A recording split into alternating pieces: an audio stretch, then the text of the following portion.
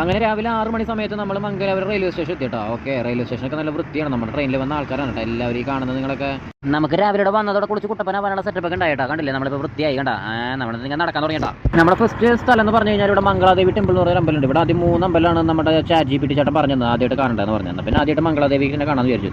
മംഗലാപുരം എന്ന് പറഞ്ഞ പേര് തന്നെ മംഗളാദേവി എന്ന് പറഞ്ഞ സ്ഥലത്താണ് അത്ര വന്നത്. എന്നാൽ പിന്നെ ആദ്യം ഇത് കാണണ്ടേ. അപ്പോൾ പിന്നെ അങ്ങോട്ട് പോവാദ്യം നടക്കാതെ പക്ഷേ അങ്ങോട്ട് നടക്കാൻ പറ്റുമോ? ഒരു എനർജിയൊക്കെ വേണ്ടേ. അപ്പോൾ പിന്നെ ചായ കുടിച്ചിട്ട് നടക്കാൻ വിചാരിച്ചു കേട്ടോ.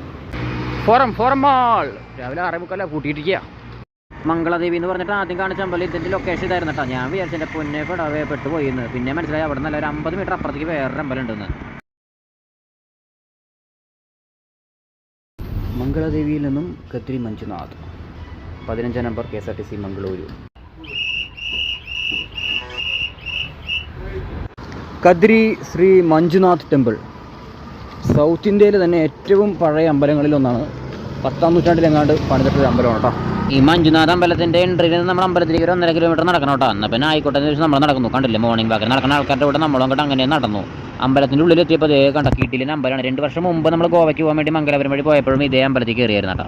അത് കഴിഞ്ഞിട്ട് ഇവിടെ നിന്ന് അടുത്ത് പറഞ്ഞ കുദ്രോളി ഗോകർണേശ്വര ക്ഷേത്രത്തിലേക്ക് ഇവിടെ നിന്ന് ബസ് കിട്ടുമെന്ന് പറഞ്ഞു. പക്ഷേ ഒരു ഓട്ടോ മാത്രം വന്നുള്ളൂ. ഇവിടെ നിന്ന് 3.5 കിലോമീറ്റർ ഉണ്ട്. എന്നാൽ പിന്നെ ബസ് കാത്തുനിന്ന് പതുക്കെ നടക്കാമെന്ന് വിചാരിച്ചാൽ അങ്ങനെ തന്നെ 1/2 കിലോമീറ്റർ ഞാൻ നടന്നു. എന്നാൽ പിന്നെ ആയിക്കോട്ടെ എന്ന് വെച്ചിട്ട് 3.25 കിലോമീറ്റർ 3.5 കിലോമീറ്റർ അങ്ങോട്ട് ഞാൻ നമുക്ക് ഒറ്റയ്ക്ക് നടക്കാമെന്ന് വിചാരിച്ചാൽ അങ്ങനെ പതുക്കെ നടന്ന് കുദ്രോളി എത്തിയേട്ടാ. Kudroli Shri Gokarneshwara temple, sorry Gokarnanatha. കാഞ്ചീപുരം പോയി ഓർമ്മയില്ലേ, അവിടെ ഏകാംബരേശ്വര ഉണ്ടല്ലോ, അതുകൊണ്ട്.